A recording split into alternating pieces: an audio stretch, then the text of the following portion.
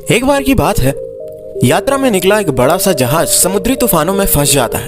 तूफान इतना तेज था कि जहाज पूरी तरह से डिस्ट्रॉय होकर समंदर में डूब गया। जहाज में बैठे सभी लोग भी उस जहाज के साथ ही डूब गए, सिवाय एक के। भगवान की कृपा से वह एक आदमी किसी तरह से बच गया और लहरों के साथ वह आदमी एक आइलैंड के किनारे पर आ गया। जब उसे होश आया तो उसने खुद को एक सुनसान आइलैंड पर बिल्कुल अकेला पाया। उसने तुरंत ही भगवान से प्रार्थना करनी शुरू कर दी कि हे भगवान, मेरी मदद कीजिए, मेरे लिए मदद भेजिए। पूरी रात निकल गई पर कोई भी उसके मदद के लिए नहीं आया।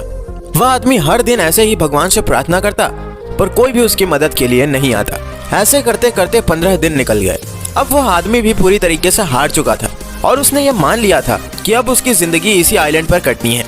ऐसा सोचकर वह आदमी कुछ लकड़ियां और पत्ते इकट्ठा करने लगा और उन्हीं पत्ते और लकड़ियों से उसने खुद के लिए एक झोपड़ी बनाई और वहां ही रहने लगा। जब भी उस आदमी को भूख लगती तो वह समुद्री मछलियों को खाता और नारियल पानी को पीता।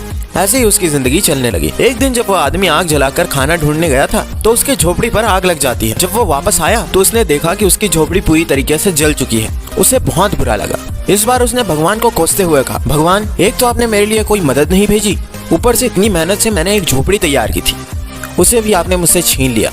आप बहुत बुरे हैं। और ऐसे भगवान को कोसते कोसते रात हो गई। आदमी बुरी तरह से थक चुका था, इसलिए उसकी आंख लग गई।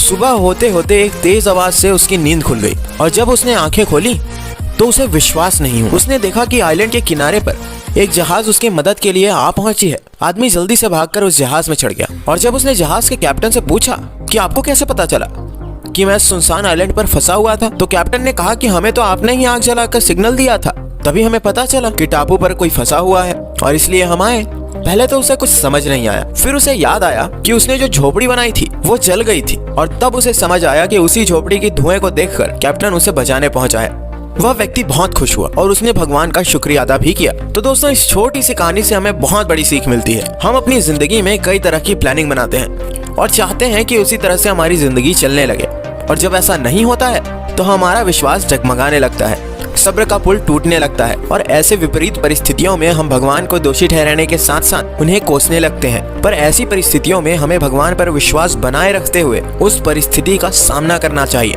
क्योंकि 8 अरब लोगों की इस दुनिया में भगवान ने हर एक इंसान को सबसे अलग बनाया है और हर एक के लिए कुछ न कुछ अलग सोच रखा है, जो एक साधारण इंसान की सोच से बिल्कुल परे है। इसलिए विपरीत परिस्थितियों में भी आप उसका हिम्मत से सामना करें, क्योंकि भगवान हमेशा हमारे साथ है। धन्यवाद।